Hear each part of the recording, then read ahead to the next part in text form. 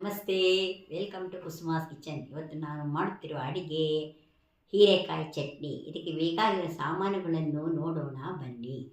ಒಂದು ಹೀರೆಕಾಯಿ, ಒಂದು ಟೊಮೆಟೊ, ಒಂದು ಈರುಳ್ಳಿ, 2 ಹಸಿಮೆಣಸಿನಕಾಯಿ, 1 ಚಮಚ ಎಳ್ಳು, ಒಗ್ಗರಣೆಗೆ ಸಾಸಿವೆ, ಸ್ವಲ್ಪ ಉಪ್ಪು, ಇಂಗು, 1 ಚಮಚ ಎಣ್ಣೆ, 2 ಚಮಚ ಕಡಲೆಬೇಳೆ, 2 ಚಮಚ ಉದ್ದಿನಬೇಳೆ. ಮಾಡುವ ರೀತಿಯನ್ನು ನೋಡೋಣ ಬನ್ನಿ.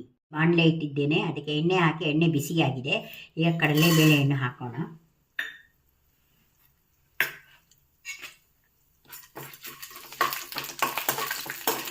ಕಡಲೆಬೇಳೆಯನ್ನು ಹಾಕಾಯಿತು. ಉದ್ದಿನ ಬೇಳೆಯನ್ನು ಹಾಕೋಣ. ಸ್ವಲ್ಪ ಬಣ್ಣ ಬದಲಾಗಿದೆ. ಈಗ ಈರುಳ್ಳಿಯನ್ನು ಹಾಕೋಣ.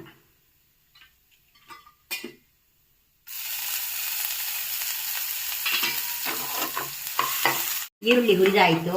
ಈಗ ಹೀರೆಕಾಯಿಯನ್ನು ಹಾಕೋಣ. ಟೊಮೆಟೊವನ್ನು ಹಾಕೋಣ. ಹಸಿಮೆಣಸಿನಕಾಯಿಯನ್ನು ಹಾಕೋಣ. 2 ನಿಮಿಷ ಹುರಿಯೋಣ. 5 ನಿಮಿಷ ಆಯಿತು. ಹುರಿದಿದ್ದು ಕೆಲಸ ಆಯಿತು. ಈಗ ಎಳ್ಳನ್ನು ಸೇರಿಸೋಣ. ಉಪ್ಪನ್ನು ಹಾಕೋಣ. 2 ನಿಮಿಷ ಬಾಡಿಸೋಣ. ಉಪ್ಪು ಎಳ್ಳನ್ನು ಹಾಕಿದ್ದೇನೆ. 1 ನಿಮಿಷ ಬಾಡಿಸೋಣ. 1 ನಿಮಿಷ ಆಯಿತು. ಈಗ ಒಲೆಯನ್ನು ಆರಿಸೋಣ.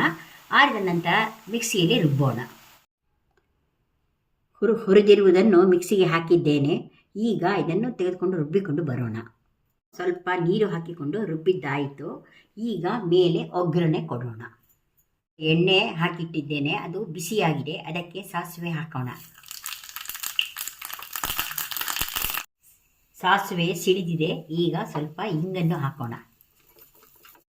ಒಗ್ಗರಣೆ ಆಯಿತು. ಈಗ ಚಟ್ನಿಗೆ ಬಗ್ಗಿಸೋಣ.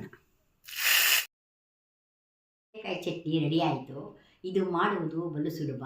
ಮಾಡಿ ನೋಡಿ, ತಿಂದು ಸವಿಯಿರಿ.